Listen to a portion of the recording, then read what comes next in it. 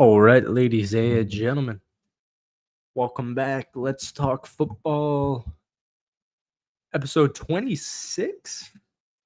26, if I'm not mistaken. Um, you know, I don't know. I feel like I say this after every or to start every recap. Interesting week of football. Um, it's week 6, Denver Jets. Just kind of like showcasing what we have today. What's up, Josh? Appreciate you pulling up, man. Um, it was a really solid day of football for the games you watched. Just like heading in, the headliners, nothing too crazy. Rams, Baltimore, there's no Lamar. Dallas, Carolina was a really good game. We'll talk about that. Arizona, Indianapolis, which Kobe Brissett was a really good game. Seattle, Jacksonville was the one I watched on the big screen, and we'll talk about that. It was kind of a weird game. LA, Miami, weird ending. We had Cleveland, Pittsburgh, which Dylan Gabriel going up against that Pittsburgh rested defense didn't work out. Tried to call the Rattler upset at home against the Patriots. That was a close one. And then Tennessee, Vegas, decimated San Francisco against an even more decimated Tampa. And then we had Cincinnati, Green Bay. So one of those weeks where I feel like I was kind of waiting for Sunday Night Football the whole way. Unfortunately, we have 2 Monday night games tomorrow, so we'll do a live stream somewhere in between. Raiders defense was my second highest score, was 16. All right, let me run down the line here because we have a lot. Most people who watch this watch after the fact, just for some future references. Try and do this at least once a week, every single time around this hour, like 7:40-ish Eastern Standard Time, where we have like 30-40 minutes before Sunday Night Football. And that's kind of the ideal time I try and do this so I can watch enough and know enough of what we talk about. Denver Jets is such a horrible football game.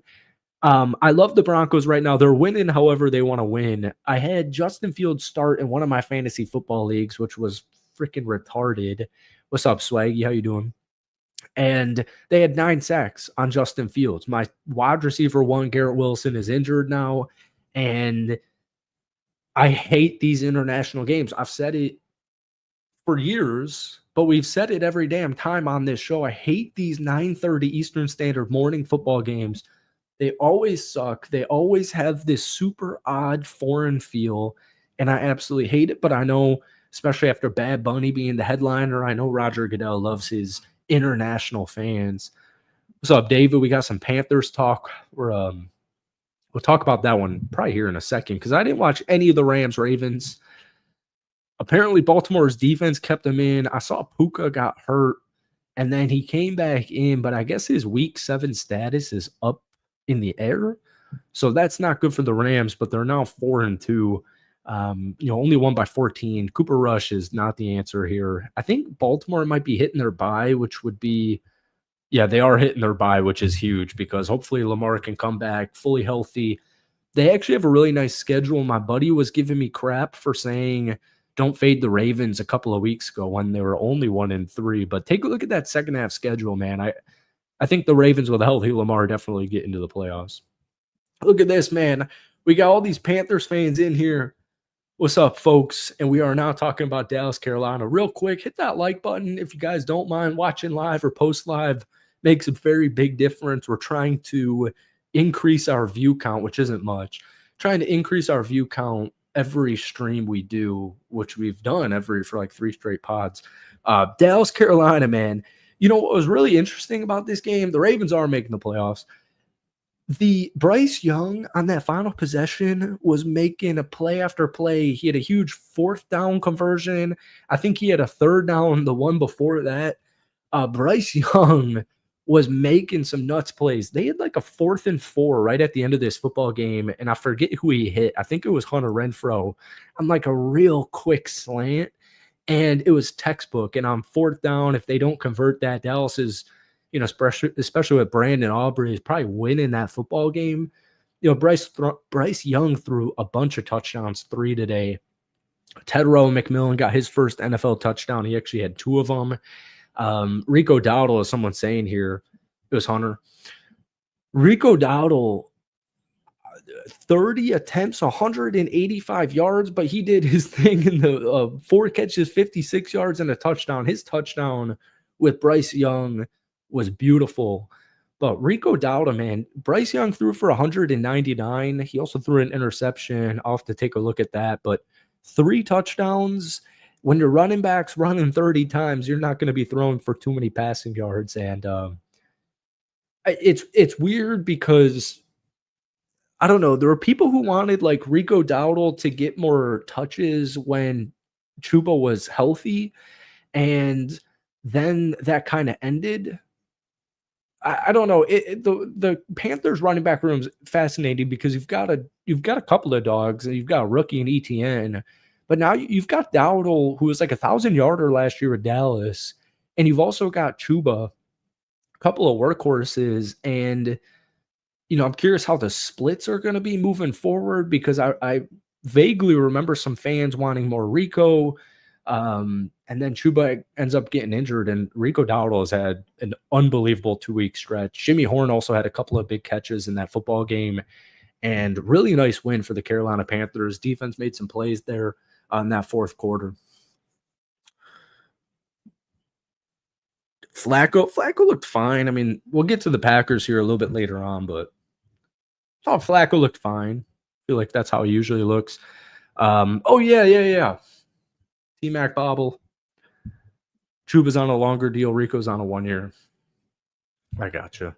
And it's not like Rico, even with these 2 back-to-back phenomenal games, I don't think would like overtake Chuba's starting spot. The Panthers are now 3-3 after everyone was freaking out about him. And if I'm not mistaken, all 3 Panthers wins are in Carolina. So that's cool. Maybe Swaggy, you can give me a little bit with Arizona, Indy. We've got JT on the thumbnail of this video, but I did not watch a single second of this. I saw the McBride touchdown. I saw Marvin Harrison got injured. I saw they went with Zonovan Knight. But Danny Dimes and the Indianapolis Jones. I guess it's not Danny Dimes now. It's Indiana Jones. 3 touchdowns, 1 interception, taking care of business. And the Indianapolis Colts are now 5-1. I haven't made a Colts video in too long. I really need to step up making videos about all the teams in the league. But it can be a little overwhelming sometimes. No James Conner, no Trey Benson. Really hate the Cardinals' last couple of losses. Last week against Tennessee is something you can never have again. But Indy's got a road match against LA next Sunday. That should be a good one. And bye week in a month. And they are 5-1, now leading officially the AFC South with Jacksonville losing. Cardinals are underrated as a Colts fan. Hell yeah. Man, Cardinals fans are they are no Kyler, obviously. They are outspoken about this OC and stuff, but who's winning tonight? I got a Lions channel. I made a Lions preview video. I've got them winning probably by a couple of points here. What's the spread? Oh, they're underdogs. Yeah, Detroit 2.5-point underdogs.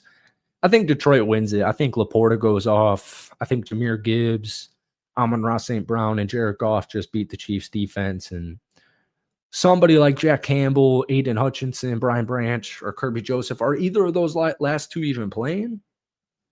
I guess that might change a little bit. I'd probably still lean Detroit's way. Hard to imagine a 2-4 Kansas City, though. I really do want to kind of see real quick if Brian Branch specifically is playing. They're both active, so there you go. One of them is going to have an interception, maybe a Meek too, but I got Detroit. Seattle, Jacksonville, 20-14. This was a really weird game. Jacksonville sucked on 3rd down. Seattle was even worse. Seattle went like 1-12 on 3rd downs, and their 1/3 their 3rd down conversion was a touchdown. And I don't know. Seattle didn't have the ball much in this. Jacksonville was pretty inefficient. They just weren't able to sustain drives, get anything going. Both run games, Ken Walker, Charbonnet, ETN. Nobody's run game was working here. Seattle got to to Trevor Lawrence, I think 7 times, if I'm not mistaken, in that, at least 6, but I think it was 7. and kind of a defensive showcase there. But Seattle gets back in the winning board. I made a Seahawks video, so go check that out if you want to recap. LA and Miami, you know what was interesting watching this back is I would have never imagined the Chargers to be in a spot to lose this football game. The final score is 29-27, and LA won on a last-second field goal. But it was just kind of weird. You know, Miami made a couple of big stops there in the fourth quarter. They scored 14 points to LA's 6. And then Herbert had like one of the better plays of the season. You guys will see it all over social media tonight and as the week goes on, where he was about to get sacked, finds Ladd McConkey. He rips it for like 30, 40 yards, gets him into field goal territory because they got the ball back after a Darren Waller touchdown with like 45 seconds left. And that was an interesting game. I guess the locker room has been lost. Tua in the post-game presser was saying that guys are showing up late and stuff. Over under 51.5. I'm going to assume it'll be over, yeah. My opinion. Pittsburgh, Cleveland. Didn't watch this football game. I really wanted to. I decided to go with Seattle, Jacksonville on the big screen. I had Judkins in fantasy. I benched JCM over him, which is probably going to bite me in the ass here tomorrow night, but I still want Shedeur Sanders to start some football games.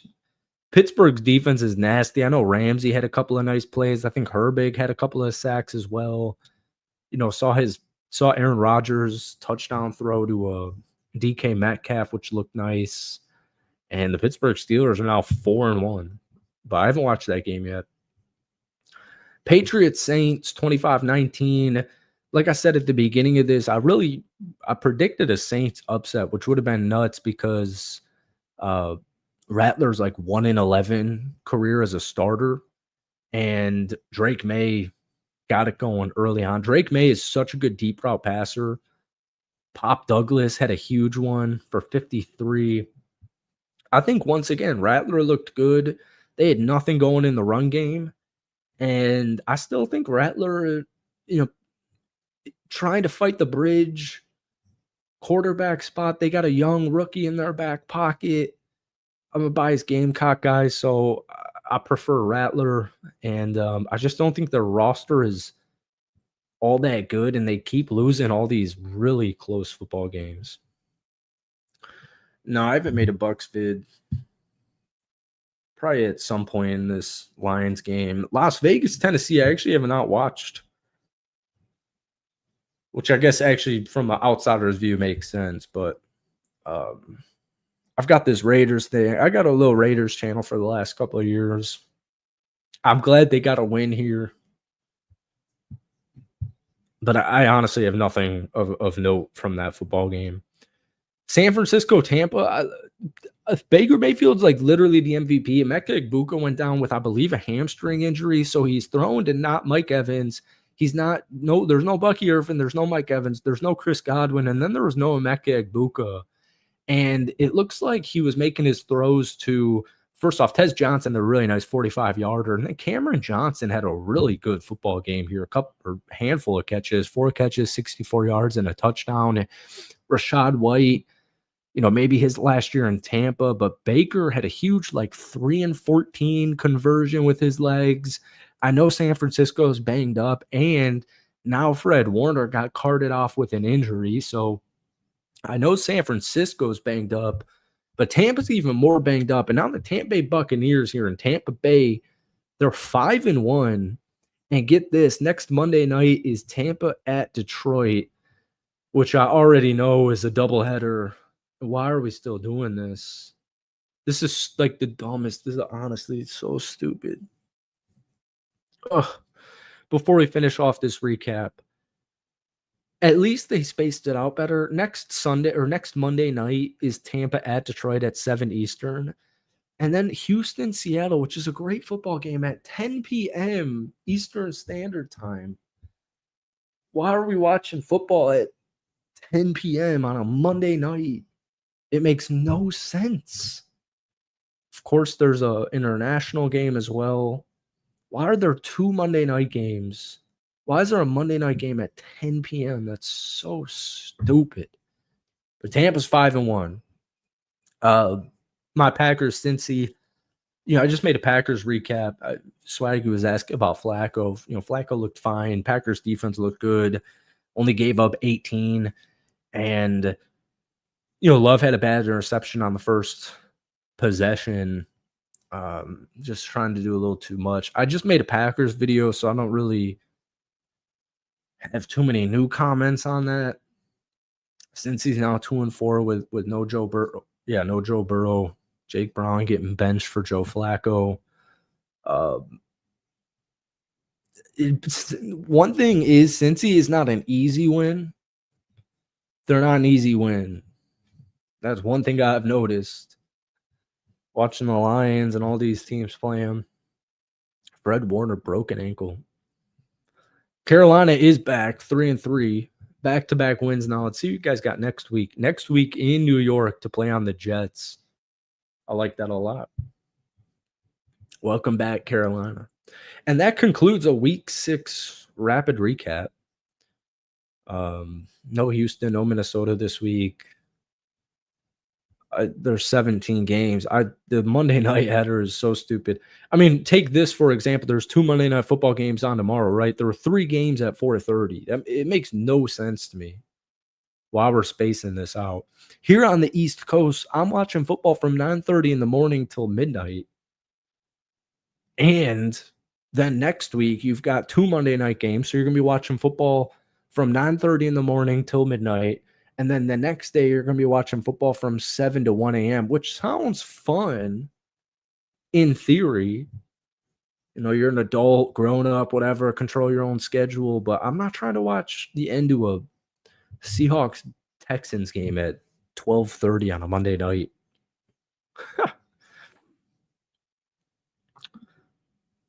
All right, folks. Only 17 minutes here.